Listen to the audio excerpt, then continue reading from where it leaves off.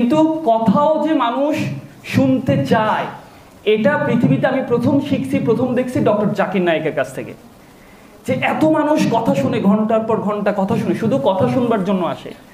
So এটা আমার কাছে খুব চ্যালেঞ্জিং মনে হয় যে বাংলাদেশে বা যে কোনো জায়গায় যে কথা শোনার জন্য বসে থাকার যে ধৈর্য শক্তি, এটা যাদের মধ্যে আছে তারা পৃথিবী জয় করতে পারে। আপনাদের মধ্যে এই শক্তিটা আছে? আছে? আমি যদি বলি যে বিকাল ৩টা পর্যন্ত নামাজে ব্রেক দিয়ে কথা চলবে, রাজি আছেন? কে কে রাজি নাই? আপনাদেরকে ছোট্ট একটা প্রশ্ন করতে চাই, করবো কি? আমি আমার ওয়াইফের সাথে মাঝে মাঝে একটু ঝগড়া হয় না? সাদদেরও হয়। সো এটা প্রথম দিকে বেশি হইত। আমরা যখন রাত্রিবেলা একটা বিষয় নিয়ে ঝগড়া হয়, অনেকেরই হয়, রামিজ ভাই হয় কিনা আমি জানি না, মশারি কে টানাবে এটা নিয়ে ঝগড়া। কি নিয়ে ঝগড়া? মশারি কে টানাবে। যখন মশা কামড় দেয়, এখন ধরেন আমরা তো আসলে চাকরি বাকরি করে লোকাল বাসে ঝুলে ঝুলে ঝুলে ঝুলে বাসায় ফিরি। বাসায় ফেরার পরে কি মশারি টানানোর জন্য যে মানসিক স্ট্রেংথ, এটা কি থাকে? আর থাকে কি? ওনারা ভালো বলতে পারবে। ওনারা ভালো বলতে পারবে বলতে, আপনাদের যদি ধরেন সিনিয়র আপুদের বিয়ে টিয়ে হয়ে থাকে তাহলে ভালো বলতে পারবেন আর কি। তো আমাদেরও ওই এনার্জি থাকতো না। এখন না থাকার কারণে একটা ঝগড়া হইতো সবসময়, এটা মধুর ঝগড়া আর কি, এটা ওই রকম টাইপের কোনো ঝগড়া না। দেন একদিন ডিসিশন নিলাম যে তাহলে একটা চুক্তি করতে হবে। কি করতে হবে? এগ্রিমেন্টে যাব। সে এগ্রিমেন্ট কি?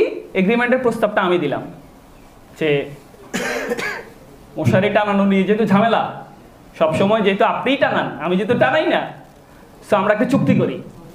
তোকে কি চুক্তি? আমি বললাম যে একদিন আপনি মশারি টানাবেন, আমি ঘুমাবো, আর একদিন আমি ঘুমাবো, আপনি টানাবেন। ও বললো হ্যাঁ ঠিক আছে।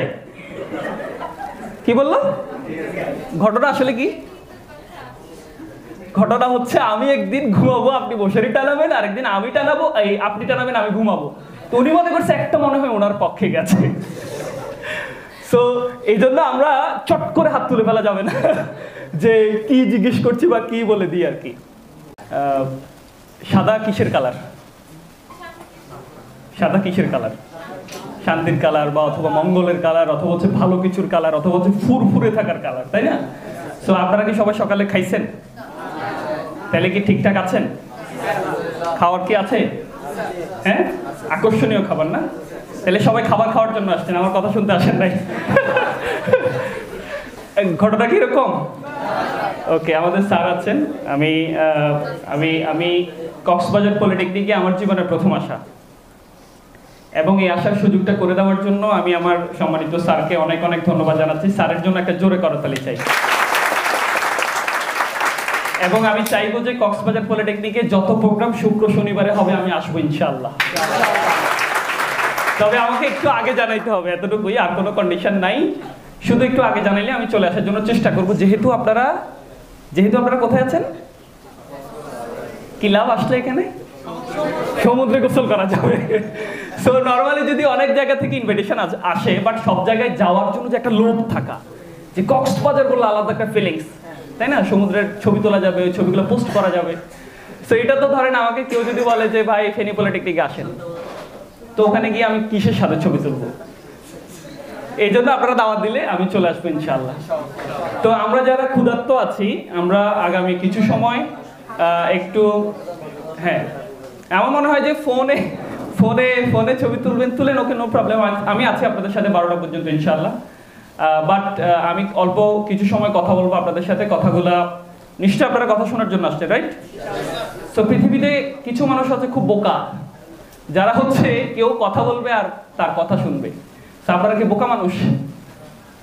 নাইলে কথা শোনার জন্য এইভাবে, মানে পৃথিবীতে একটা সময় ছিল যে গান শোনার জন্য মানুষ আসতো। কোথাও একটা কনসার্ট হবে, কোথাও একটা ধরেন আপনার আমাদের হচ্ছে আসিফ আসবে, অথবা হচ্ছে ইন্ডিয়া থেকে এআর রহমান আসবে, আমরা টিকিট কেটে গান শুনতে যেতাম, রাইট? কিন্তু কথাও যে মানুষ শুনতে চায় এটা পৃথিবীতে আমি প্রথম শিখছি, প্রথম দেখছি ডক্টর জাকির নায়েকের কাছ থেকে। যে এত মানুষ কথা শুনে, ঘন্টার পর ঘন্টা কথা শুনে, শুধু কথা শুনবার জন্য আসে। সো এটা আমার কাছে খুব চ্যালেঞ্জিং মনে হয় যে বাংলাদেশে বা যে কোনো জায়গায় যে কথা শোনার জন্য বসে থাকার যে ধৈর্য শক্তি, এটা যাদের মধ্যে আছে তারা পৃথিবী জয় করতে পারে। আপনাদের মধ্যে এই শক্তিটা আছে? আছে? আমি যদি বলি যে বিকাল ৩টা পর্যন্ত নামাজে ব্রেক দিয়ে কথা চলবে, রাজি আছেন? কে কে রাজি নাই? তাহলে আমি কি প্রশ্ন করছি এটা আগে একটু বুঝতে হবে আর কি, তাই না? আমরা অনেক সময় স্যাররা যখন ক্লাসে পড়ায় একটু সামনে যারা বসি তারা একদম একেবারে থাকি কখনই স্যার জিজ্ঞেস করবে কখনই উত্তরটা আমি দিয়ে ফেলবো, তাই না? সো এরকম আমাদের অনেকের মাইন্ডসেট থাকে, এটা ভালো, কিন্তু আমি কি বলছি এক্স্যাক্টলি সেটা বুঝতে হবে। তা আমি আপনাদেরকে ছোট্ট একটা প্রশ্ন করতে চাই, করবো কি?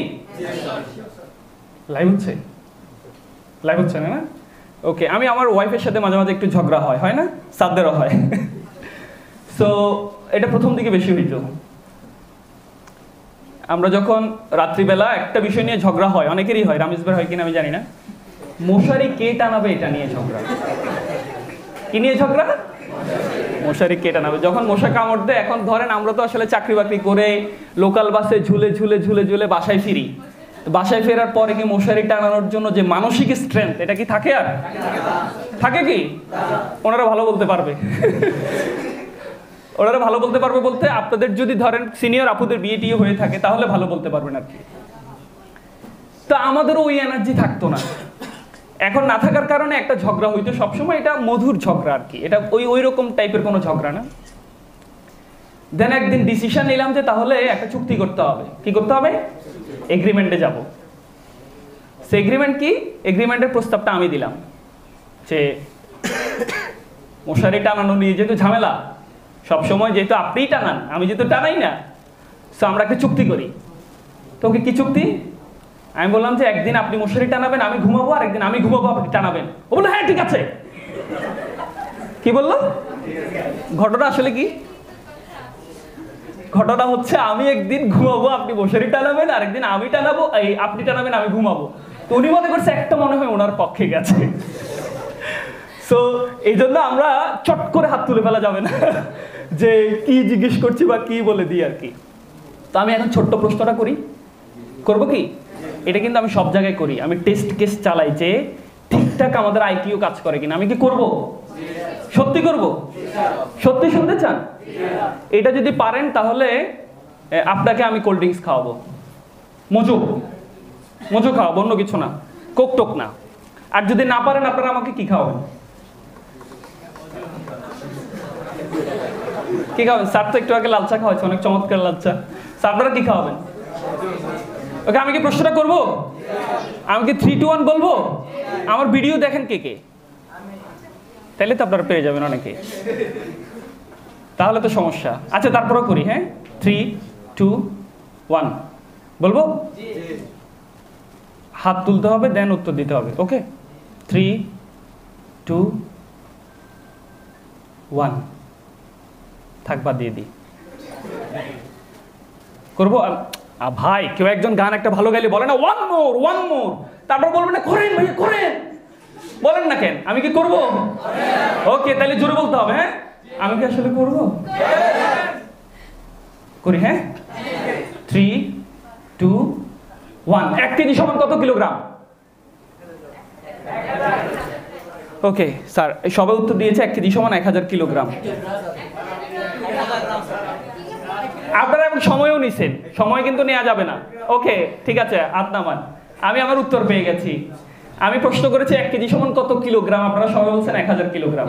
প্রথমে যারা উত্তর দিচ্ছেন 1000 কিলোগ্রাম বলছেন না? সমস্যা নেই, এটার জন্য আপনাদের স্যাররা সেশনাল কাটবে না, এটার জন্য আপনাদের মার্কসও কাটবে না। কিন্তু আমি জাস্ট একটু টেস্ট করলাম যে আমাদের আইকিউ, আমাদের কনসেন্ট্রেশন কত শার্প। আমি কিন্তু সেম প্রশ্ন করছি, একদম সহজ প্রশ্ন না, আপনার নামের চেয়েও সহজ। 1 কেজি সমান কত কিলোগ্রাম, বাট আমরা মাইন্ডসেটে কি তৈরি হয়েছে? 1 কেজি সমান 1000 কিলোগ্রাম, 1000 বা 1 কেজি সমান আমরা পড়ে আসছি ছোটবেলা থেকে, 1 কেজি সমান 1000 গ্রাম, গ্রাম গ্রাম গ্রাম গ্রাম। এটা পড়তে পড়তে মস্তিষ্কে সেট হয়ে আছে 1 কেজি সমান গ্রাম 1000। পেছনে কি গ্রাম না কিলোগ্রাম এটার মাথার মধ্যে নাই, তাই না? সো আমাদের তাহলে মস্তিষ্ককে আরো একটু কি করতে হবে? শার্প করতে হবে। আমাদের আজকে ব্যানারের নাম কি? কোন জিনিসটাকে রিচার্জ করতে হবে? দরকার আছে? আসলে কি দরকার আছে? ওকে, পৃথিবীতে এই মুহূর্তে, পৃথিবীর একদম এই মুহূর্তে বিশ্বের সবচেয়ে ধনী মানুষ কে? Elon Musk. আচ্ছা তারপরে কে? মানে উঠানামা করে আর কি। আমরা যদি আরো কয়েকজনের নাম বলি, বিল গেটস, তারপরে বলেন। কেন আপনি ফেসবুক চালান, তার কথা বলবেন না? ওতে পরে বলবো যে কক্সবাজার পলিটেকনিকের জন্য ফেসবুক আজকে থেকে ডাউন। জুকারবার্গ আছে না? সেই যে কয়েকজনের নাম বললাম এরা সবাই কি ব্যবসায়ী?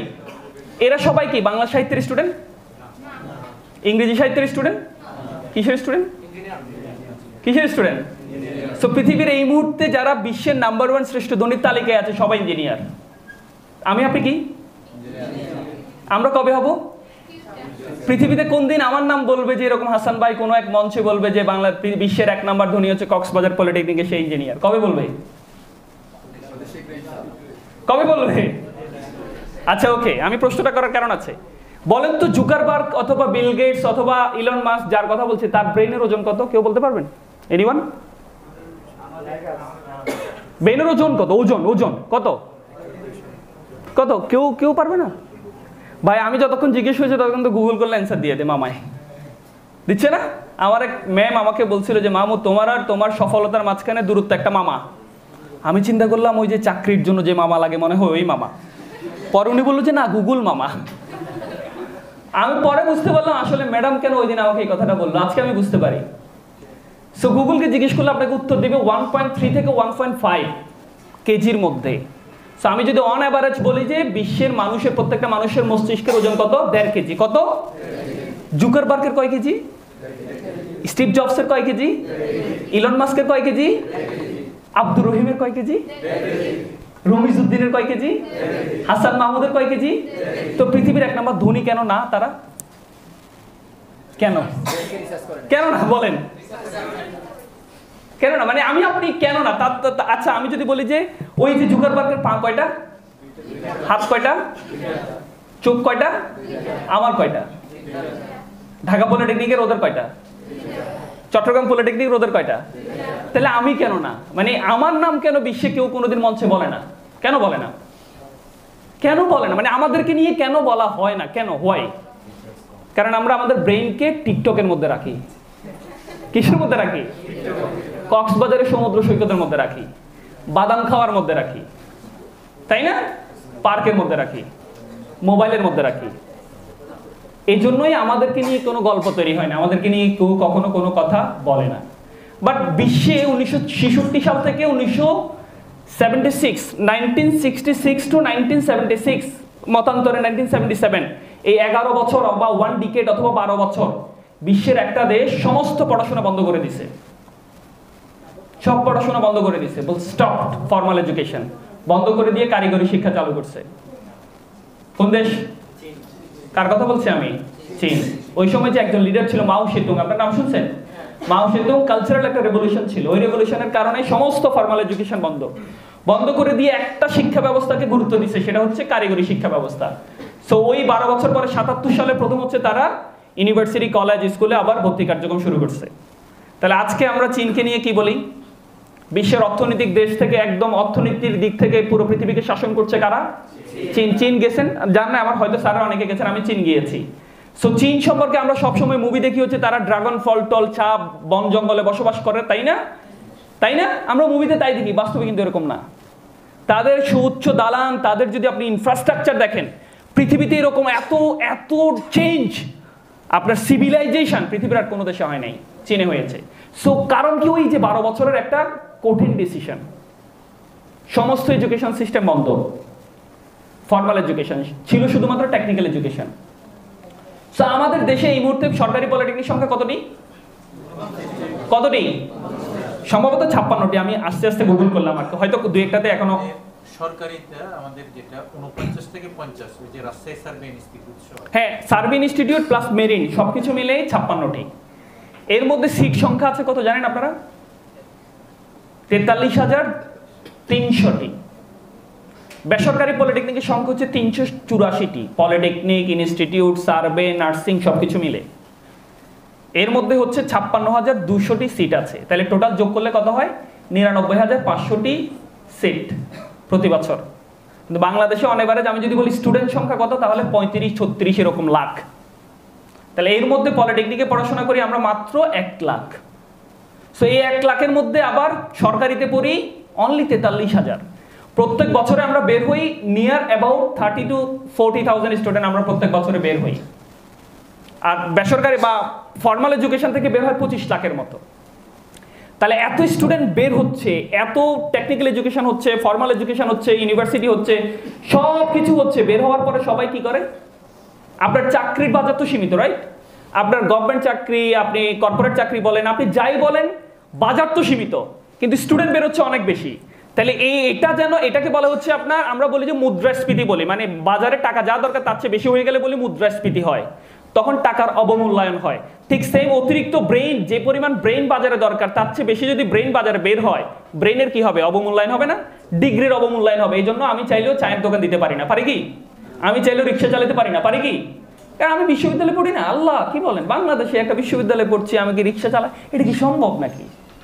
সো তার মানে হচ্ছে প্রচুর পরিমাণে শিক্ষিত বের হওয়ার কারণে ওই যে চাকরিগুলো, কিছু চাকরি তো খালি আছে, ওগুলা করার লোক নাই তো, কারণ আপনি তো বিশ্ববিদ্যালয় থেকে বের হয়েছেন, আপনি তো ওই চাকরি যায় না তো আপনার সাথে। আবার আপনার সাথে যে চাকরি যায় সেই চাকরি সম্পর্ক নাই। চীন এর জন্য করছে যে 12 বছর ফর্মাল এডুকেশন বন্ধ, কোনো ভাব টাপ চলবে না এই দেশে, ভাবগিরি বন্ধ করে সবাইকে ঘরে ঘরে টেকনিক্যাল এডুকেশন শিখাইছে, কারিগরি শিক্ষা, এবং তাদেরকে একটা জিনিস শিখাইছে যে প্রত্যেকটা ঘর একটা করে ইন্ডাস্ট্রি হবে। এন্ড দেন আপনার ঘর যদি আপনার ইন্ডাস্ট্রি হয়, যেমন রমিজ ভাইয়ের অফিস যদি ওনার বাসা হয়, তাহলে কি ওনার কি আলাদা করে অফিস ভাড়া লাগে? চীন এই থিওরিতে গেছে যে আমার যেহেতু আলাদা করে, আমার বাড়ি যদি আমার ফ্যাক্টরি হয়, তাহলে আমার আলাদা করে ফ্যাক্টরির জন্য টাকা লাগবে না, আমি উদ্যোক্তা হইতে গেলে অনেক চ্যালেঞ্জ ফেস করতে হবে না, জমি নিতে হবে না, তারপরে আপনার হচ্ছে ভাড়া প্রতি মাসে মাসে ভাড়া দিতে হবে না। এই যে 12টা বছর, এই 12টা বছর তারা শুধুমাত্র কারিগরি শিক্ষায় গুরুত্ব দিচ্ছে, এবং প্রত্যেকটা ঘর, চীনের প্রত্যেকটা ঘর এক একটা ব্যবসা প্রতিষ্ঠান। সো ওই যে 12 বছরের যে একটা ডাইহার্ট, একটা স্ট্রং ডিসিশন, আজকের চীন হচ্ছে সেটার এক্সাম্পল। সো আমরা যদি বাংলাদেশকে যদি ওই চীনের মতো করতে চাই, সিঙ্গাপুরের মতো করতে চাই, উন্নত একটা দেশে নিতে চাই, তাহলে আমাদের রাষ্ট্র ব্যবস্থা যারা বসে আছে তাদেরকে কোন দিকে ফোকাস করা উচিত? কোন দিকে? আমরা পরিচয় দিতে পারি পলিটেকনিকে পড়ে হাতুড়ি মিস্ত্রি। কি মিস্ত্রি? হাতুড়ি মিস্ত্রি। আমি একবার আপনার কাপাসিয়া গিয়েছিলাম স্যার, ওখানে লেখা ছিল একটা দোকানের মধ্যে কম্পিউটার ইঞ্জিনিয়ার দ্বারা গান লোড করা হয়। আমার খুব ইজ্জত লাগছে ওই দিন, কারণ আমি কম্পিউটার ইঞ্জিনিয়ার। এখানে কারা আছেন কম্পিউটার ইঞ্জিনিয়ার? খুব কম। সিভিল ইঞ্জিনিয়ার অনেক বেশি না? ওকে। সো বাংলাদেশের সোসাইটি আমাদেরকে ট্রিট করে এইভাবে, আপনি হচ্ছেন হাতুড়ি মিস্ত্রি, আপনি হচ্ছেন কম্পিউটার দ্বারা গান লোড করেন, আমার অফিসের কারো মোবাইল নষ্ট হয়ে গেলে এই কম্পিউটার ইঞ্জিনিয়ার কার আছে ডাকো। সো এই যে একটা ধরেন সোশ্যাল দৃষ্টিভঙ্গি আমাদের প্রতি, এটা কিন্তু উন্নত না। এটা কিন্তু আমাদেরকে যে জায়গায় রাখার কথা ছিল ওই জায়গায় রাখে না। রাখে না বলেই কিন্তু বাংলাদেশের কারিগরি শিক্ষাটা ওই পরিমাণ ফ্লারিশ হচ্ছে না, যেটা চীনে হয়েছে, যেটা উন্নত দেশগুলোতে হয়েছে, যেটা থাইল্যান্ডে হয়েছে, যেটা জাপানে হয়েছে, আমাদের দেশে সেটা হচ্ছে না। সো এই দৃষ্টিভঙ্গিটা চেঞ্জ করার জন্য ব্র্যান্ডিং কারা করবে? ব্র্যান্ডিং কারা করবে? কারা করবে? অনার্সের স্টুডেন্ট এসে করবে আপনার ব্র্যান্ডিং? আপনার ঢোল কাকে পিটাইতে হবে? তো পারবো কি আমরা ঠিকঠাক? এখন ঢোল পিটানোর জন্য আমি আপনি কি বাজারের জন্য রেডি? মার্কেটের জন্য আমরা তো টিকটক বানানোর জন্য রেডি, আমরা তো ইউটিউবে ভিডিও দেওয়ার জন্য রেডি থাকি, কিন্তু আমি আপনি যে এই যে আমরা যারা কারিগরি শিক্ষায় শিক্ষিত হচ্ছে, আমরা যদি বাজারে নিজেকে সেল করতে চাই, সেজন্য কি আমি রেডি?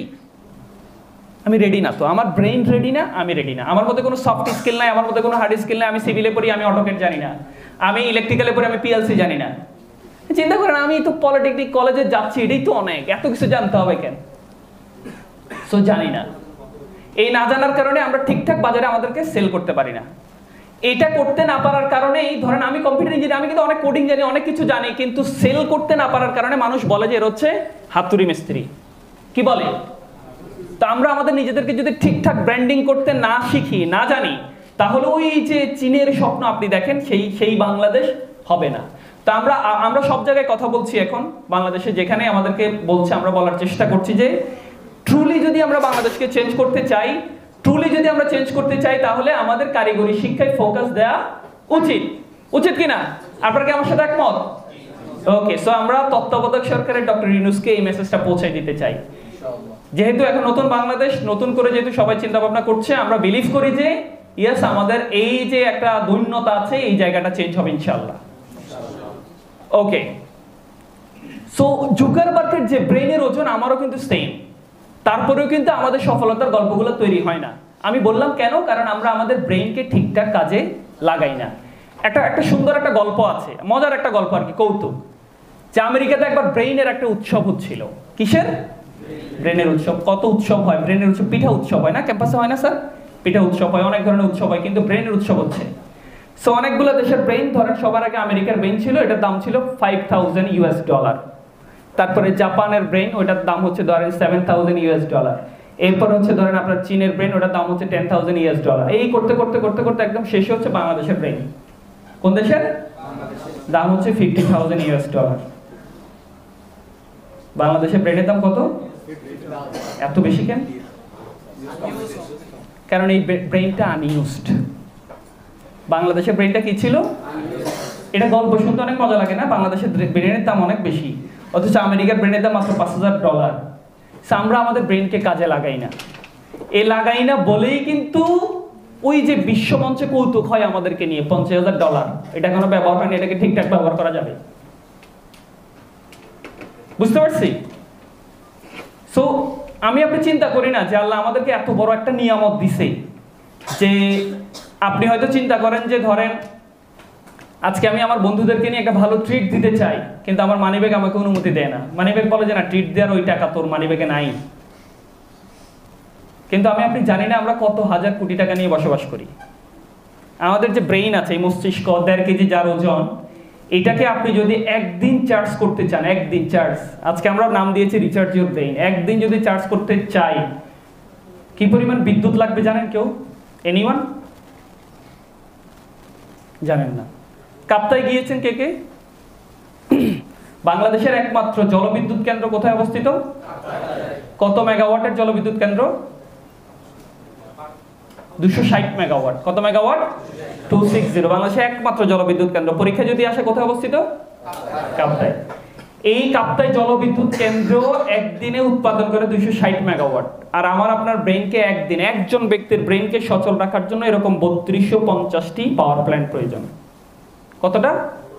আপনি যদি খুব স্মার্ট হন, আপনি 3250-এর সাথে ওই যে 260 গুণ করলে বুঝে যাবেন কত হাজার মেগাওয়াট হয়, কত লক্ষ মেগাওয়াট হয়। অথচ ওই যে আমার পকেটে একটু টাকা নাই, অথচ আপনি দেখেন আপনি প্রায় 3250টা পাওয়ার প্ল্যান্টের যে দাম, একদিন আপনাকে সচল রাখার জন্য এই পরিমাণ পাওয়ার প্ল্যান্ট লাগে। মস্তিষ্কের মধ্যে একটা ব্রেইন, একটা আপনার মেমব্রেন থাকে। আমরা যারা বায়োলজি পড়ছি, সাদা এক ধরনের তন্তু থাকে, এটাকে যদি আপনি খুলে যদি টানেন, এগুলো সুতার মতো আর কি, খুলে যদি টানেন, টেনে যদি আপনি যদি আয়তাকার করেন, তাহলে পৃথিবীর একটা দেশ আছে, ওই দেশের আয়তনের সমান হবে। ব্রুনাইয়ের নাম শুনছেন আপনারা? ব্রুনাই দেশের আয়তন কত? স্যার আপনি এগুলো কেন জিজ্ঞেস করছেন? আপনি জিজ্ঞেস করবেন আমি দিনে কয়টা টিকটক বানাই। 2000 বর্গ মাইল, 2000 প্লাস বর্গ মাইল। ওই আমাদের ব্রেনের আয়তন কত? ওই ব্রেনের ওই যে মেমব্রেন আছে 2000 আয়তন বর্গ মাইলের সমান। এবং এই ব্রেইনের যে ক্যাপাসিটি, আমার আপনার ব্রেইনের যে ক্যাপাসিটি, এটা হচ্ছে 2.5 পেটাবাইট। পেটাবাইট বুঝি কারা কারা? পেটাবাইট কম্পিউটার সায়েন্স স্টুডেন্ট যারা, আপনারা গিগাবাইট বুঝেন, টেরাবাইট বুঝেন, তারপরে পেটাবাইট। 2.5 পেটাবাইট। পুরো পৃথিবীকে কয়েকবার রাখতে পারবেন আপনি আপনার ব্রেনের মধ্যে। কি পরিমাণ মেমোরি ধারণ ক্ষমতা আমাদের! কিন্তু আমরা কি করি? আমাদের ব্রেনের মধ্যে কি থাকে? আসলে থাকেটা কি ব্রেনে? আমাদের ব্রেনের মধ্যে কি রাখি আমরা? আমরা চিন্তা করি যে আমি মানে এই পরীক্ষার আগের দিন 3.50 পাইলেই তো হইল ফার্স্ট হয়ে, আর কিছু কিন্তু আমরা রাখি না। আজকে থেকে একটু রিথিঙ্ক করেন যে আল্লাহ আমাকে আপনাকে যে চমৎকার একটা ব্রেইন দিছে, যার এত ক্যাপাসিটি, যার এত রিচার্জ হওয়ার যে এনার্জি লাগে, এত এনার্জি, যেটাকে আমি যদি এই বাজার মূল্যে যদি বিক্রি করি আপনার, তাহলে 1800 কোটি কোটি টাকা যার বাজার মূল্য। 18 পরে আপনি 16টা শূন্য দেন, আমার আপনার একজনের ব্রেনের দাম 1800 কোটি কোটি টাকা। আচ্ছা আপনি বলতেছেন যে ভাই আমার মানিব্যাগে টাকা নাই, 2 টাকা নাই, 5 টাকা নাই, একটা ভাড়া দিতে পারি না, 2 টাকা বেশি চাইলে আমি লাগাই দিয়ে, বেটা টাকা নাই, 2 টাকা আবার বেশি কেন চাস? বাসের হেল্পারদেরকে আমরা মারি না? কক্সবাজার অনেক ভালো না? ঢাকা পলিটেকনিক ওরা কিন্তু প্রতিদিন পিটায়। সো আমরা আমাদের এই ব্রেইনটাকে আমরা ইউজ করি না। সো আমি আপনাদেরকে বিনীত অনুরোধ করব, রিকোয়েস্ট করব যে আমরা যারা কারিগরি শিক্ষায় শিক্ষিত হচ্ছি, পৃথিবী কিন্তু আমাদের দিকে তাকিয়ে আছে। ট্রুলি আপনি ধরেন মানে কে কি মনে করে, ডাজন্ট ফ্যাক্ট। বাস্তবিকতা বাংলাদেশকে যদি আমরা চেঞ্জ করতে চাই, তাহলে এই জায়গায় আমি আপনাকে কিন্তু হালটা ধরতে হবে। সত্যিকার অর্থে কিন্তু তাই আমাদেরকে ধরতে হবে। আমরা যদি প্রত্যেকটা ঘরকে একটা ব্যবসা প্রতিষ্ঠান বানাইতে পারতাম, আমরা যদি প্রত্যেকটা ঘরকে একটা ল্যাব বানাইতে পারতাম, আমরা যদি প্রত্যেকটা ঘরকে একটা সিভিলাইজেশনের কারখানা বানাইতে পারতাম, তাহলে কিন্তু বাংলাদেশটা চেঞ্জ হতো, তাই না? কিন্তু আমরা সেটা করি না। তা আমরা করবো ইনশাল্লাহ এখন থেকে। আমাদের ব্রেনকে ঠিকঠাক কাজে লাগাবো, নাকি আজকের পরে ভাইয়া সব ভুলে গেছে, আগামীকালকে কেউ একজন দাওয়াত দিচ্ছে, চলো একটু বিচে হাঁটি আছি খালি পায়ে ভোরবেলা, এরপরে বলবো যে না আজকে তো বিয়ে আছে, বিয়ের অনুষ্ঠানে থেকে নাচ গান করাই লাগবে। সো আমরা আমাদের নিজেদেরকে সেলফ মোটিভেটেড করতে হবে। আর হাসান মাহমুদ আপনার সামনে প্রত্যেকদিন আসতে পারবে না, রমিজ উদ্দিন আপনার কাছে প্রত্যেকদিন আসতে পারবে না, আমাদের প্রিন্সিপাল স্যার 24/7 আপনাকে সময় দিতে পারবে না। আপনি আপনার নিজেকে কিন্তু অন ফোকাস রাখতে হবে যে না আমাকে ঠিকঠাক জায়গায় যেতে হবে। আমরা যারা পলিটেকনিকে পড়াশোনা করি, আমরা যদি বলি যে আমার নেক্সট ডেস্টিনেশন কোথায়, কোথায় কোথায় কোথায়, বড় করে বলেন না কেন, কোথায়? বুয়েট যেতে হবে। যেতে চাই কে কে? জানাবো। আমাদের মায়েরা কিন্তু এইভাবেই কিন্তু চায় যে ধরেন যে বাবার যে মায়ের অনেক টাকা, উনিও এক্সপ্রেশনটা এমন থাকে, ইমোশনটা এমন থাকে যে রক্ত বিক্রি করে হইলেও তোকে বড় করবো আমি, থাকে না? কিন্তু আমরা ওই বাবা মাকে সম্মানটা দিতে চাই না।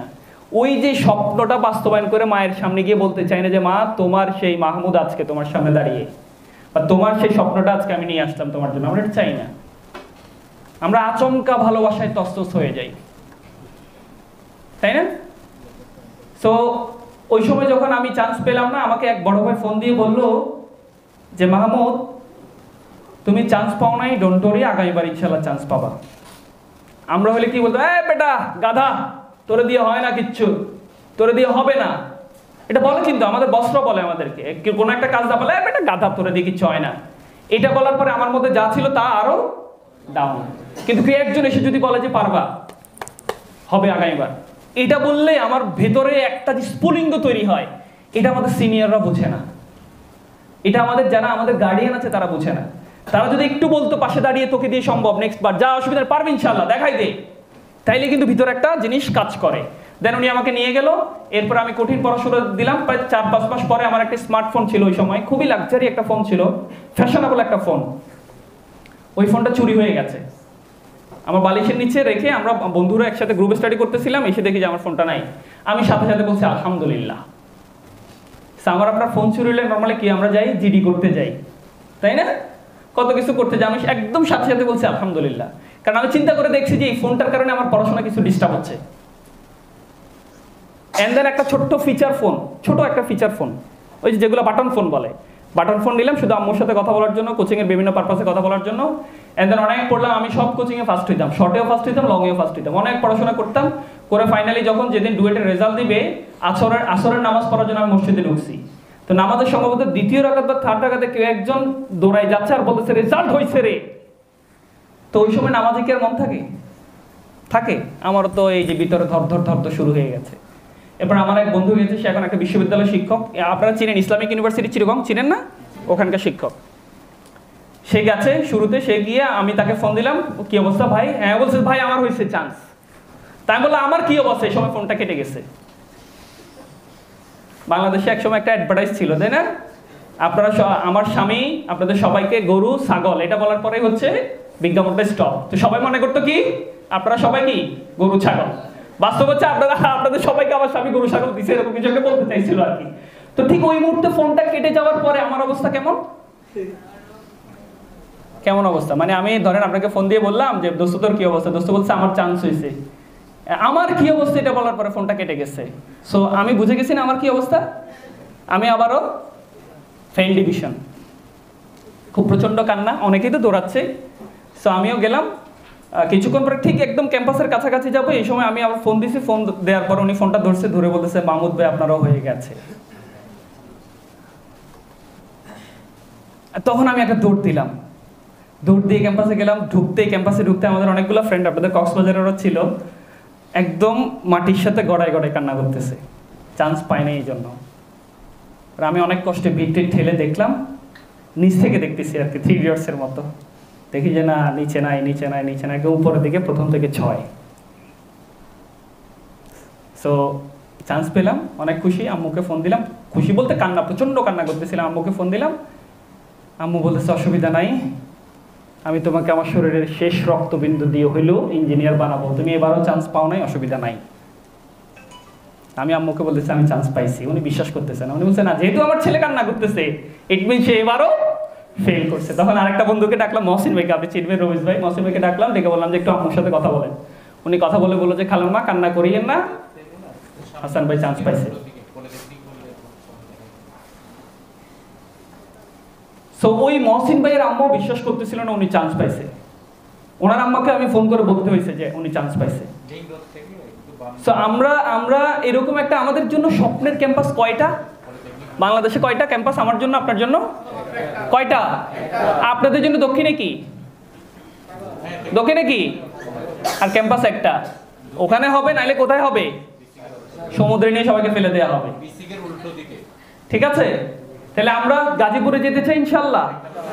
কেন যেতে চাই আমি একটু বলি, ওই যে যাওয়া লাগতো না যদি আমাদের দেশের শিক্ষা ব্যবস্থাকে, কারিগরি শিক্ষা ব্যবস্থাকে যদি চীনের মতো ট্রিট করা হইতো তাহলে যাওয়া দরকার ছিল না। যদি আমরা যারা টেকনিক্যাল শিক্ষায় শিক্ষিত হচ্ছি, পলিটেকনিক শিক্ষায় শিক্ষিত হচ্ছি, আমাদেরকে যদি ওই মূল্যায়নটা করতো সোসাইটি, তাহলে আমাদের গাজীপুরে যাওয়া লাগতো না। কিন্তু আমাদের দেশের চেয়ারকে বেশি মূল্যায়ন করা হয়, ডিগ্রিকে বেশি মূল্যায়ন করা হয়, এতবার জিজ্ঞেস করতে হয় না। এই জন্যই আমাদেরকে যেতে হবে। কারণ আমরা যখন ডুয়েটে যাব তখন বাংলাদেশে প্রকৌশল বিশ্ববিদ্যালয় আছে কয়টা কেউ জানি? আমি আপনাদেরকে অনেক প্রশ্ন করছি, আপনারা উত্তরগুলো কেন জানেন না আমি বুঝতেছি না। বাংলাদেশে প্রকৌশল বিশ্ববিদ্যালয় কয়টা? 5টা। কয়টা? বুয়েট, চুয়েট, রুয়েট, কুয়েট, আরেকটা কি ডুয়েট, আরেকটা কি আমরা আছি না, আছে কি না? বাংলাদেশের টপ ইউনিভার্সিটির একটা কিন্তু ডুয়েট। আপনি যদি সেই বিশ্ববিদ্যালয়ের স্টুডেন্ট হতে না পারেন তাহলে তো আপনি ওই ক্যাটাগরিতে যেতে পারছেন না। পারছেন কি? একটা শর্ত আপনাদের, অনলি 3.0 পয়েন্ট লাগবে। এটা নাই কার কার? এটা নাই কার কার? 3.0 আছে সবার? 3 পয়েন্টের উপরে? সো 3 পয়েন্টের যারা উপরে প্রত্যেকে আমাকে কথা দিতে হবে, ভাইয়া আমরা গাজীপুরে যাবো, ডাইল ভাত খাবো, চান্স পাওয়ার পরে আপনাকে ফোন দিয়ে মিষ্টি খাওয়াবো। কে কে দিতে চান কথা?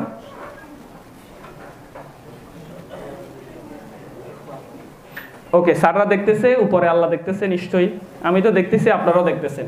তো তার মানে আগামী কয়েক বছর পর আমি প্রচুর মিষ্টি খাবো ইনশাআল্লাহ, আমি অনেক মিষ্টি খেতে চাই ইনশাআল্লাহ। ওকে, আমি আপনাদের সাথে একটা স্পিরিচুয়াল এগ্রিমেন্ট করলাম যে আজকে আমি আপনাদের কাছ থেকে একটা এগ্রিমেন্ট নিলাম যে আপনারা প্রত্যেকেই বিশ্ববিদ্যালয়ে চান্স পাবেন, ডুয়েটে চান্স পাবেন, চান্স পাওয়ার পরে আমাকে কি খাওয়াবেন? ওই দিন আপনি না খাওয়াইলে আমি আপনাকে মিষ্টি খাওয়াবো ইনশাআল্লাহ। কিন্তু আমি চাই যে আমার সামনে যারা বসে আছে প্রত্যেকে ডুয়েটের স্টুডেন্ট হোক। পারবো ইনশাআল্লাহ?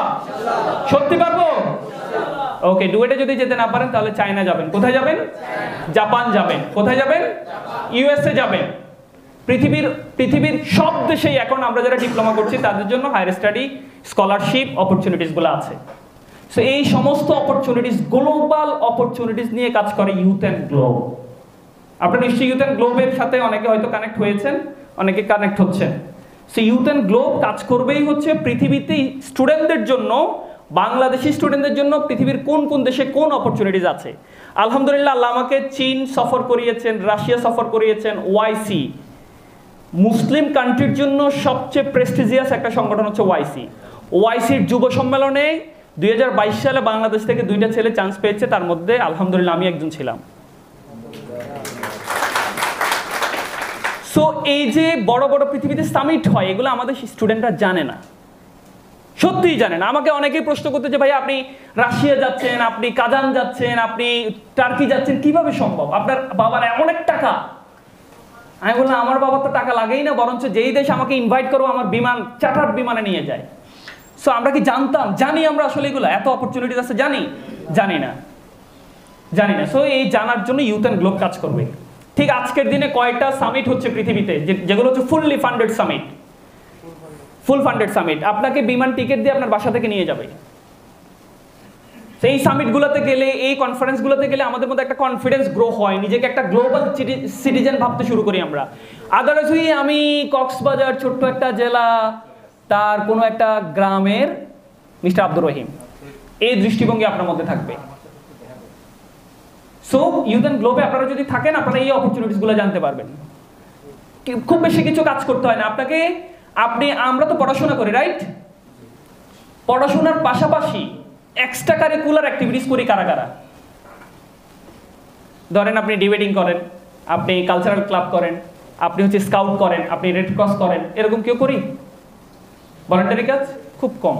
মানে আমি কক্সবাজারে এসে দেখতে পাচ্ছি স্যার এই কাজগুলোর সাথে খুব কম স্টুডেন্ট যুক্ত। বলছে না কেন? বলছেন না? তোকে নিষেধ করছে আজকে ভাইয়া, যা জিজ্ঞেস করো একটা বললো না, করে নাই না? সো এই কাজগুলা করবেন, যে কোনো একটা ক্লাবের সাথে যুক্ত হবেন, যে কোনো any club, youth and globe হইতে পারে, স্কুল অফ ইঞ্জিনিয়ার্স হইতে পারে, তারপরে রেড ক্রিসেন্ট হইতে পারে, রোটারি হইতে পারে, যা আছে যে কোনো একটা ভলান্টারি ক্লাবের সাথে যুক্ত হবেন। সো আপনি যখন পড়াশোনা করবেন, পড়াশোনার পাশাপাশি আপনি যদি কোনো একটা ক্লাবের মেম্বার হন, ক্লাব আপনাকে প্রত্যেক মাসে একটা করে ছবি ফেসবুকে পোস্ট করবে, আমাদের ক্লাব মেম্বার। কোনো কাজ টাজ করা লাগবে না। তাই করবে কি? আজকে যারা এখানে ভলান্টারি কাজ করছেন ইউথ অ্যান্ড গ্লোবের, যারা ভলান্টিয়ার ছিলেন, এমনি এমনি প্রোগ্রামটা হয়ে গেছে? জাস্ট মাহমুদ ভাই আস্তে আস্তে পোস্ট দিতে হয়ে গেছে? টি শার্ট বানানো লাগে নাই?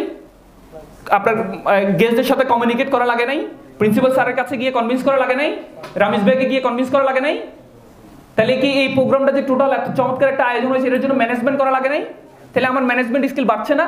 আমার কমিউনিকেশন স্কিল বাড়ে নাই? আমি কি করে একটা কোম্পানিকে ম্যানেজ করতে হবে, বাড়ে নাই? কি করে জাবের ভাইয়াকে গিয়ে ইনভাইট করতে হবে, কনভিন্স করতে হবে, বাড়ে নাই? হাসান ভাই ঢাকা থেকে আসবে, কি করে ওনার সাথে কথা বলতে হবে, বাড়ে নাই? বাড়ছে কিনা? আমরা জানি যে এগুলো সিম্পল, আসলে সিম্পল। সিম্পল হলে আপনার সাথে কেউ যোগাযোগ করে না কেন? সো ভলান্টারি কাজ করলে আমাদের মধ্যে পড়াশোনার পাশাপাশি এই জিনিসগুলো বাড়ে। এগুলোই কিন্তু আপনাকে বাজারে সেল করতে সহজ করবে। আপনি তো নিজেকে সেল করতে চান, রাইট? আপনি বের হওয়ার পরে সেল করবেন না যে আমি হচ্ছে আজকের এই জবের জন্য নাম্বার 1। এই সেলটা তো আমাকে করতে হবে। কেমনে করবেন? যাবেন একদম চুপচাপ করে এমনি করে বসে থাকবেন, জিজ্ঞেস করবেন ইন্ট্রোডিউস ইউরসেলফ, আপনি বলবেন হুম হুম হুম হুম হুম। হবে? হবে না তো। সো আপনাকে সেল করার জন্য যে এক্সট্রা কারিকুলার স্কিলগুলো দরকার, এগুলো কি শেষ করার পরে হবে না পাশাপাশি হবে? তাহলে আগামী কোনো একটা প্রোগ্রামে আমি যদি এসে যে কারা কারা ভলান্টারি কাজ করেন, বিভিন্ন সংগঠনের সাথে আছেন, একটা হাতে উঠবে না, রাইট? উঠবে? ওকে। সো পড়াশোনার পাশাপাশি ভলান্টারি কাজ করবেন, পাশাপাশি আপনার একটা শর্ট বায়ো লিখবেন। কি লিখবেন? শর্ট বায়ো মানে কি? যেমন আমার ওয়েবসাইটে ঢুকলে আপনারা দেখতে পারবেন hasanmahmud.org, এখানে ঢুকলে দেখতে পারবেন যে আমার একটা শর্ট বায়ো আছে, আমি কি করি, আমি কে, আমি কয়টা অ্যাওয়ার্ড পাইছি, আমি কোন কোন জায়গায় বক্তব্য দিই, এগুলোর একটা সামারি আছে। সো কোনো এক ব্যক্তি আমার সম্পর্কে কিছু জানতে চাইলে আমি শুধু লিঙ্কটা পাঠিয়ে দিয়ে বলি যে এটা পড়লে আপনি আমার সম্পর্কে জেনে যাবেন। দেন ওনারা আমাকে ইনভাইট করা হোক বা আমার সাথে যোগাযোগ করা খুব ইজি, তাই না? সো এরকম একটা শর্ট বায়ো রেডি করতে হবে আমাদের। আপনি যাই করেন তা দিয়ে রেজাল্টের পাশাপাশি এক্সট্রা কারিকুলার অ্যাক্টিভিটিস এগুলো অ্যাড করে দিলে একটা শর্ট বায়ো হয়ে যাবে। এই বায়ো হওয়ার পরে পৃথিবীতে প্রত্যেকদিন প্রচুর এরকম international summit fully funded publish হয়, যেটা ইউথ অ্যান্ড গ্লোবে পাবেন, তারপরে ইউএন এর যে ইউথ ভলান্টিয়ার আছে সেখানে পাবেন, তারপর হচ্ছে এসডিজি সামিটের যে পেজ আছে সেখানে পাবেন, ওয়াইসি ইউথ ফোরামে পাবেন, IYCF এ পাবেন, তারপরে হচ্ছে আপনার এরকম প্রচুর জিনিস আপনাকে ফলো করতে হবে। আপনি শুধু পরিমণিকে ফলো করলে পাবেন না। আপনি যদি ওই যে ধরেন এই যে পেজগুলোকে আপনি ফলো করেন, তারাই কিন্তু আপনার চোখের সামনে ধরা দিবে। সো আমাকে অনেকে বলে যে ভাই আপনি এইগুলো কেমনে জানেন? কারণ আমি তো ওগুলো ফলো করি। আমি এই মুহূর্তে ফেসবুকে ঢুকলে আমি দেখতে পাই যে আমার 30, 40টা, 50টা স্কলারশিপ আমার চোখের সামনে এসে দাঁড়াই আছে, বলছে মাহমুদ কোনটাতে যাবা? কয়েকটা সামিট এসে বসে থাকে আমার চোখের সামনে যে মাহমুদ কোনটাতে যাবা, কারণ আমি ওগুলো ফলো করি। সো আপনি যা ফলো করবেন তাই আপনার চোখের সামনে আসবে। It's algorithm of Facebook. আপনি কথা বলছি না, কথা বলার কিছুক্ষণ পরে যদি আমরা বলি যে এই কক্সবাজারে চিংড়ির দাম কেমন, দেখবেন আধা ঘন্টা পরে চিংড়ির প্রচুর রেট আপনার ফেসবুকে চলে আসে, রাইট? আপনি যা কথা বলতেছেন এটা কিন্তু চলে আসে। কেমনে আসে? এই আপনাদের মতো ইঞ্জিনিয়ারদের কারণে আসে, কারণ এখানে মেশিন লার্নিং হয়, এখানে অ্যালগরিদম সেট করা হয়। মেশিন অটোমেটিক আমাকে ভয়েসটা রিড করার পরে সে সার্চ করে আপনাকে দেখাই দেয়। এগুলো আমরাই করি, ইঞ্জিনিয়াররাই করি, আমরাই করি। পলিটেকনিক থেকে পাশ করা একটা ছেলে এখন মেটাতে জব করে, নাম শুনছেন আপনার? মামুন ভাই, রাইট? টেসলাতে জব করে। আপনাদের মতো, আপনার আমার মতো ছেলে এই যে চেয়ারে বসে আছে, দেখবেন 10 বছর পরে সে টেসলাতে আছে। আপনি আছেন তো নাকি? উনি বলবো যে না ভাইয়া আমি না, ওই যে পিছনের জন। আমাদের কনফিডেন্সটাই হচ্ছে এরকম। আমি যদি বলি আপনি, ও বলবো যে না মনে হয় আমি না, ওই জন। সেই কনফিডেন্স হবে না। আমি এই চিন্তাটা থাকতে হবে। সো ওই অপরচুনিটিসগুলো আপনাকে ফলো করতে হবে, দেন আপনার চোখের সামনে আসবে। তাহলে দেখেন একটা পলিটেকনিকের 3rd ইয়ার 4th ইয়ারের একটা মেয়ে, একটা ছেলে, ধরেন আগামী এই বছরে ওআইসির নেক্সট সামিট হচ্ছে টার্কিতে, সেখানে একটা পলিটেকনিক, কক্সবাজার পলিটেকনিকের একটা ছেলে ভলেন্টারি কাজ করে, তার ভালো কয়েকটা ইভেন্ট ম্যানেজমেন্টের ক্যাপাসিটি আছে, এক্সট্রা কারিকুলার অ্যাক্টিভিটিস করে, সে সাবমিট করলো, টিকে গেল। আপনার খুব খারাপ লাগবে না? আমি যাব না, আব্বা আম্মাকে ছাড়া থাকতে পারি না, যাব না? শুধু তো যাবেন না, আপনি তো কয়েকটা ভিডিও বানাবেন, জানো আমি চান্স পাইছি, মসজিদের সব মাইকে আপনি মাইকিং করবেন, বাট আমরা জানি না। সো তাহলে আমি কিন্তু গল্প বলছি, বক্তব্য দিচ্ছি, বাট আমি কিছু মেসেজ আপনাদেরকে দিচ্ছি। নাম্বার 1, কি কি জিনিস আপনাকে ফলো করতে হবে, এই যে অপরচুনিটিসগুলো আছে এগুলো আপনাকে ফলো করতে হবে। ফলো করলে আপনার চোখের সামনে আসবে। আপনি হয়তো প্রথম দিন টিকবেন না, সেকেন্ড ডে আপনি টিকবেন না, 3rd 4th ডে আপনি টিকবেন না, আপনি হয়তো 100তম বার গিয়ে কোনো একটা মেইল পাবেন যে mister Mahmud, you are selected for the next upcoming OIC summit in Russia. আপনার ওই গল্পটাই সবাই শুনবে। আপনি যে 99টা ফেল করছে কেউ শুনবে না, দরকার নাই শোনার। ফেল করা গল্প কেউ শোনা দরকার আছে? ওই দিন আপনাকে নিয়ে পত্রিকার কাটিং হবে, নিউজ হবে, স্ক্রল হবে, সবই হবে। আমরা কি চাই না যে আমার স্টুডেন্ট লাইফে এ ধরনের অ্যাচিভমেন্ট আমার সাথে যুক্ত হোক? চাই না? আপনি স্টুডেন্ট লাইফ শেষ করার পরে পাবেন না, কারণ 25 বছরের পরে অ্যাপ্লাই করা যায় না। আমার চোখের সামনে এখন কত অপরচুনিটিস আছে, আমি প্রত্যেকদিন দেয়ালের সামনে গিয়ে মাথাটা এরকম এরকম করি, ইস মাহমুদ কেন স্টুডেন্ট লাইফে তুই ভালো ছিলি না, কেন এগুলো স্টুডেন্ট লাইফে আমি ফলো করতাম না, করলে আজকে হয়তো 20 থেকে 30টা দেশ আমি ভ্রমণ করে ফেলতে পারতাম। কাদের টাকায়? ওই রাষ্ট্রের টাকায়। বুঝতে পেরেছি আমরা? তাহলে আমি আপনাদেরকে প্রথমেই বললাম হচ্ছে ব্রেইনটাকে থিঙ্ক, মানে আমি আমার নিজেকে থিঙ্ক করবো as like as Zuckerberg, as like as Bill Gates. তার 1.5 কেজি আমারও 1.5 কেজি, নাইলে আল্লাহর প্রতি যে আমার আপনার বিশ্বাস, এই বিশ্বাসটা ঠুনকো বিশ্বাস। কারণ আমাকে আপনাকে যে ক্যাপাসিটি দিয়ে পাঠাইছে, এটা যদি আপনি বিলিভ করতে না পারেন তাহলে আপনার ইমান দুর্বল। ইমানটা কি? দুর্বল। ওকে, নাম্বার 1 হচ্ছে আমরা এভাবে বিলিভ করবো যে আমি হচ্ছে ডায়মন্ড, আমি হচ্ছে একদম পৃথিবীর সবচেয়ে দামি রত্নটা, এই বিলিভটা করতে হবে। পারবো ইনশাল্লাহ। এন্ড নাম্বার 2, আমরা যারা পলিটেকনিকে পড়ছি, পড়াশোনার পাশাপাশি আমাকে এক্সট্রা কারিকুলার অ্যাক্টিভিটির সাথে ইনভলভ হইতে হবে। পারবো ইনশাল্লাহ। ইউথ অ্যান্ড গ্লোব আপনাদের জন্য কাজ করবে। ইউথ অ্যান্ড গ্লোবের সাথে আমি কাজ করি, আপনারা চাইলে কাজ করতে পারবেন। ইউথ অ্যান্ড গ্লোবের সাথে যারা কাজ করবেন তারা সরাসরি আমার সাথে ফোনে কথা বলতে পারবেন। ওকে, সেই ঘোষণাটা আমি দিয়ে গেলাম। অনেকে আমার সাথে কথা বলতে চায়, তো এটা খুব তালে দেওয়ার কিছু না।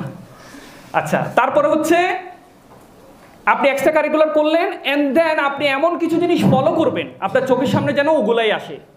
ঠিক আছে তো? এমন কোনো কিছু আসবে না যেটা ভ্যালুলেস। ঠিক আছে? কথা দিচ্ছেন তো? ঠিকঠাক ফলো করবেন তো? ওকে, ফলো। আপনি পড়াশোনা করছেন, রেজাল্ট ভালো, আপনি এক্সট্রা কারিকুলার করছেন, আপনার সিভিটা স্ট্রং হয়েছে, আপনি ফলো করছেন, আপনি জানেন এখন আপনার সামনে শুধু একটাই চ্যালেঞ্জ, কেমনে অ্যাপ্লাই করতে হয়, তাই না? এটা আমরা কয়েকটা ওয়ার্কশপ করে আপনাদেরকে শিখাই দেবো ইনশাআল্লাহ, কিভাবে করতে হয়, অ্যাপ্লাইটা কিভাবে করতে। আমি প্রচুর এরকম, আমি যত অ্যাপ্লাই করছি লাস্ট 3-4 ইয়ার্স সব আমি রেখে দিচ্ছি, আমি আপনাদেরকে দিয়ে দেবো। সো তখন আপনি জানবেন যে কি করে অ্যাপ্লাই করতে। অ্যাপ্লাইটা করলেন, প্রথম ফেল করলেন, একটা সময় আপনারা ইনশাল্লাহ চান্স পাবেন ইনশাল্লাহ, কোনো না কোনো সামিটে আমরা আপনাকে দেখবো। সো এগুলো যদি নাও হয়, ফরগেট ইট, বাদ দিলাম। আপনার মধ্যে কিন্তু অনেক স্কিল কিন্তু যুক্ত হয়ে যাচ্ছে এই কাজগুলো করতে গিয়ে, রাইট? আপনি তো নিশ্চয়ই অ্যাপ্লাই করবেন বাংলায়, না? বাংলায় করবেন না, কক্সবাজারের আঞ্চলিক চিটাঙ্গা ভাষায় করবেন, তাই না? বলবে যে না, এই ছেলেটার মাতৃপ্রেম, দেশপ্রেম অনেক ভালো, একে সিলেক্ট করো। করবেন কি? কিসে করতে হবে? সো আপনার ইংলিশ রাইটিং স্কিল বাড়বে। আপনি যখন ইন্টারভিউ দিবেন আপনার বলার স্কিল বাড়বে না? হুদাই কোনো ভলান্টারি কাজ করা যাবে না যেটাতে কোনো এফোর্ট নাই, যেটা আপনাকে কোনো কিছু এনরিচ করবেন, এরকম কোনো কিছু করার দরকার নাই। তাহলে আপনার এটা হইলেও বাড়লো, আপনি কোনো কিছু না পাইলে কোনো অসুবিধা নাই। আমরা যদি 100 তলা বিল্ডিং এর উপর উঠতে চাই, 10 তলা 15 তলা উঠে লাগবে, অটো হয়ে যাবে, তাই না? 10 তলা 15 তলা কিন্তু অটো হয়ে যায়। আপনি 100 তলাটা টার্গেটে রাখতে হবে। ওকে, দেন এই সব কিছু করার পর আপনি 3rd ইয়ার 4th ইয়ার শেষ করলেন, আপনার গন্তব্য কোথায়? গাজীপুর। কোথায়? গাজীপুরে যাবেন, ডুয়েটে চান্স পাবেন, আমাকে মিষ্টি খাওয়ানোর জন্য ফোন দেবেন। আমি 4টা মেসেজ আপনাদেরকে দিলাম। নাম্বার 1 হচ্ছে আমরা যারা পলিটেকনিকে পড়াশোনা করছি, আপনারা কি এরকম? তো ওকে আমি বললাম যে ঠিক আছে, ওকে সেটা করতে পারো, কোনো অসুবিধা নাই, কিন্তু পড়াশোনাটায় যেতে হবে, পড়াশোনাটায় আসতে হবে। কেন আসতে হবে আমি একটা গল্প বলে শেষ করব। যে ওই অগাস্ট বিপ্লবের পরে বাংলাদেশ সরকারের প্রথম একটা পদক্ষেপ ছিল পাকিস্তান যেতে আর কোনো ভিসা লাগবে না। কি লাগবে না? আপনারা এই নিউজ জানেন? পাকিস্তান যেতে কিন্তু ভিসা লাগবে না এখন আর। এই পাকিস্তান কোনো একটা দেশে ভিসা না লাগে এটাকে বলা হয় অন অ্যারাইভাল ভিসা প্রসেসিং। মানে ওই দেশে নামলে আপনাকে ভিসা দিবে, আগে থেকে ভিসা করে যেতে হবে না। যেমন নেপাল গেলে আমাদের ভিসা লাগে না। সো আমি এই পোস্টটা খুব মজা করে দিলাম ফেসবুকে, যে পাকিস্তানের গিলগিট বালিস্তান আমার খুব পছন্দের একটা জায়গা, আপনার খুবই চমৎকার। আপনারা ফেসবুকে সার্চ দিলে বা গুগলে সার্চ দিলে পারবেন, গিলগিট বালিস্তান এত চমৎকার জায়গা। ওই যে দুইটা বাচ্চা ছেলে ভাইরাল হয়েছিল না পাকিস্তানের, ওদের বাড়ি ওখানে, ইউটিউবার, রাইট? তো আমি একটা পোস্ট করলাম, এই পোস্টে সামহাও 93,000-এর উপরে লাইক, প্রায় কয়েক হাজার, 3-4 হাজার শেয়ার। জাস্ট ছোট্ট একটা ফটো কার্ড, আমি লিখছি গিলগিট বালিস্তান যেতে চাই আমার অফিসিয়াল পেজ থেকে। এন্ড দেন আমি তো খুব খুশি, আরে বাংলাদেশের এত মানুষ পাকিস্তান যেতে চায়। তার 2-1 মাস পরে দেখি যে আমার এই ফেসবুক পোস্টটা স্ট্রাইক দিয়ে দিছে মার্ক জুকারবার্গ। স্ট্রাইক দিয়ে দিছে আমাকে বলছে যে তুমি একটা মিথ্যা জিনিস ছড়াইছো, প্রোপাগান্ডা ছড়াইছো। ঠিক এর আগে আমি ফিলিস্তিন নিয়ে একটা পোস্ট দিয়েছিলাম, আমাকে সেম কাজ করছে, কথা বলতে পারবো না, কাউকে ফোন দিতে পারবো না, মানে ফেসবুকে কোনো কিছু করা যাবে না। এন্ড দেন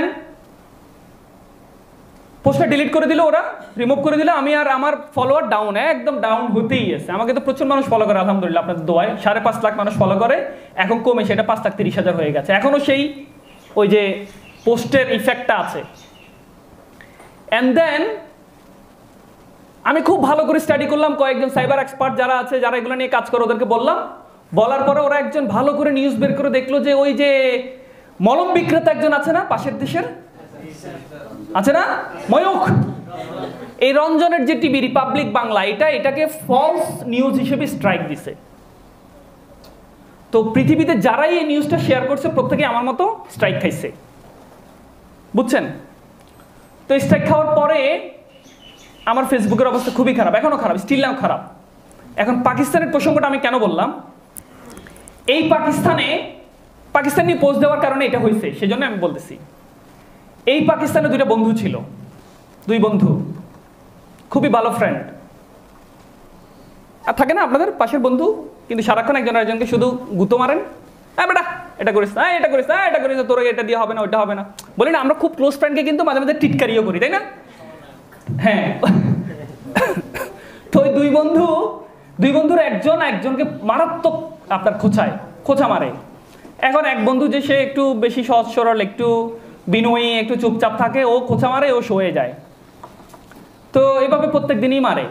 আবার বিকালবেলা আড্ডা দেয়, 2 বন্ধু একসাথে খায়, গল্প করে। সে একদিন ওই বিনয়ী বন্ধুর কাছে আসছে যে খোঁচা মারে, সে এসে ওর সাথে নাস্তা করলো, বাসায় রান্নাবান্না হইলো, খাইলো, খেয়ে দিয়ে বললো যে এই তুমি সবসময় খালি জ্ঞান গর্ব বক্তব্য, তো এগুলো ভালো লাগে না। তো বললো যে কি করতাম? বলছে তুমি আমার মতো বডি মাসাজ করো, তুমি আমার মতো তোমার শরীরটা ঠিকঠাক করো, তুমি কিভাবে কুস্তি করতে এটা নিয়ে বক্তব্য দাও, তাহলে আমি তোমার সাথে যাবো। তো বললো যে ঠিক আছে চলো, আজকে একটা মঞ্চে কথা বলবো, তুমি আমার সাথে চলো। এন্ড দেন জোর করে নিয়ে গেছে ওকে, ও তো যাবে না, কিছুতে কুস্তি নিয়ে কথা বলে না, এই জন্য যাবে না। তো বলছে আজকে বলবো চলো। তো নিয়ে গেছে 2 বন্ধু, এরকম বক্তব্য, এরকম একটা বিশাল এক সেমিনার হচ্ছে পাকিস্তানের। সেমিনার হওয়ার পরে ওই বন্ধু, যে বন্ধু বক্তৃতা দিচ্ছে, যে সবসময় কথা বলে আমাদের মতো, বক্তব্য দিয়ে অসাধারণ বক্তব্য দিল। মঞ্চে যারা ছিল সবাই অনেক তালি দিল। আপনারা তো আজকে কোনো তালি দিচ্ছেন না। বক্তব্য কি খুব খারাপ হচ্ছে? অনেক খারাপ হচ্ছে না? নাকি বেশি ভালো হচ্ছে এই জন্য তালি দিচ্ছেন না? সো তালি দিল, সবাই খুশি, অনেক হ্যাপি। ওই বক্তা নেমে যাওয়ার সময় বলছে আজকের এই বিশাল মঞ্চে আপনাদের সামনে কথা বলবেন পৃথিবীর শ্রেষ্ঠ কুস্তিগীর গামা পালোয়ান। গামা পালোয়ান কি ওর বন্ধু আর কি, তার বন্ধু গামা পালোয়ান কথা বলবে। এখন গামা পালোয়ান তো আমি যদি আপনার জীবনে বক্তব্য দেন, কারা কারা আছেন স্টেজে দাঁড়িয়ে কথা বলেন নাই? অনেকেই আছেন না? তো অনেকেই কথা বলছে, মাশাআল্লাহ, খুব ভালো। সো কথা বলেন এরকম একজনকে ডাকি, যদি আজকে আমি বলি আজকে কথা বলবো অমুক, তার কি অবস্থা হবে? কি অবস্থা হবে? মানে মনে করবো যে গুলি পেলে এখন তোর আমি গুলি করে দিতাম, তো আমার নাম কেন ঘোষণা করছো? সো বন্ধুর অবস্থা সেম। কিন্তু পৃথিবীর শ্রেষ্ঠ কুস্তিগীর গামা পালোয়ান, এটা যখন দর্শকরা শুনছে সবাই তো তালি দিতেই আছে। আমরা কথা শুনবো, বক্তব্য শুনবো, ও তো উঠে না, ও তো চেয়ার থেকে উঠে না। এখন অডিয়েন্স আবার ওই ব্যক্তি আবার ঘোষণা করছে, এখন আপনাদের সামনে কথা বলতে আসছেন পৃথিবীর শ্রেষ্ঠ কুস্তিগীর, আমার প্রিয় বন্ধু গামা পালোয়ান। তো উঠেই না। তো আপনারা কি তার বক্তব্য শুনতে চান? সবাই বলছে হ্যাঁ চাই। এখন দর্শকরা বারবার যখন বলতেছে চাই চাই চাই, ওই লোক কি আর বসে থাকতে পারে? ওই লোক আসলো বক্তব্য দিতে এসে বলছে যে আমি সকালে 10টা ডিম খাই, কয়েক লিটার দুধ খাই, কয়েকটা আস্ত মুরগি খাই, ঠিক দুপুরে আমি সেম খাই, রাতে আমি ঠিক সেম খাই। এই খাওয়ার কারণে আমার বডি ঠিক থাকে, আমি 18 ঘন্টা করে ব্যায়াম করি, কুস্তি করি। এই কুস্তি করে খাই দেয়, আমার সব ঠিকঠাক থাকে। আপনারা সবাই কুস্তি করবেন, কুস্তি করলে আপনারা আমার মতো হইতে পারবেন, আপনাদের শরীর ফিট থাকবে, সবকিছু ঠিকঠাক থাকবে, দেশ ভালো থাকবে। এই সে বলে 1 মিনিট বক্তব্য দিয়ে সে দৌড়ায় গেছে। তো সে যে প্রতিদিন যে পরিমাণ কুস্তি করে 1 ফোঁটা ঘাম বের করতে পারে নাই, ওই 1 মিনিট বক্তব্য দিয়ে তার সারা জীবনের সমস্ত ঘাম বের হয়ে গেছে। এবং সে ওই যে বন্ধুকে খোঁচায় যাকে, তাকে বলতেছে যে একটা গালি দিচ্ছে, গালিটা আমি না দিই, হ্যাঁ আচ্ছা গালিটা দিয়ে এটা রেকর্ড করেন না, এই শালার পুত, তুই আমার একটা কাজ আমাকে দিলি, আমি ডেইলি 14-15 ঘন্টা জিম করি, ব্যায়াম করি, কুস্তি করি, 1 ফোঁটা ঘাম বের হয় না, 1 মিনিট বক্তব্য দিয়ে আমার সমস্ত শরীরে ঘাম বের হয়ে গেছে, তোরে আমি দেখা নিব। তখন ওই বিনয়ী ব্যক্তি ওই দিন কথা বলছে যে বন্ধু, তুমি শরীর দিয়ে, মাসলস দিয়ে, কুস্তি দিয়ে বিশ্ব জয় করতে চাও, তুমি তোমার নিজেকে 1 মিনিট ধরে রাখতে পারো নাই, জয় করা যায় না। জ্ঞান লাগবে, মেধা লাগবে, মেধা দিয়ে জ্ঞান দিয়ে পৃথিবীকে জয় করতে হয়। এই কথাটা বলেছিল তৎকালীন পাকিস্তানের শ্রেষ্ঠ দার্শনিক আল্লামা ইকবাল। তাহলে আমরা যদি পৃথিবীকে সত্যিকার অর্থে চেঞ্জ করতে চাই, লিড দিতে চাই, নেতৃত্ব দিতে চাই, মাসলস লাগবে, রাইট? মাসলস কি 5ই আগস্ট থেকে ছিল? মাসলস কি পৃথিবীর ইতিহাসে কোনোদিন চিরস্থায়ী হতে পারে? কোনটা পারে? মেধা পারে। আমরা আমাদের মেধা দিয়ে পৃথিবীকে শাসন করতে চাই, পারবো ইনশাআল্লাহ। আপনাদের সবার জন্য অনেক অনেক দোয়া। থ্যাংক ইউ স্যার, আমাকে ইনভাইট করেছেন, সময় দিয়েছেন এবং আমার কথা শুনেছেন, আপনাকে অনেক অনেক ধন্যবাদ। আমি কক্সবাজারে বারবার আসতে চাই। আসসালামু আলাইকুম ওয়া রাহমাতুল্লাহ।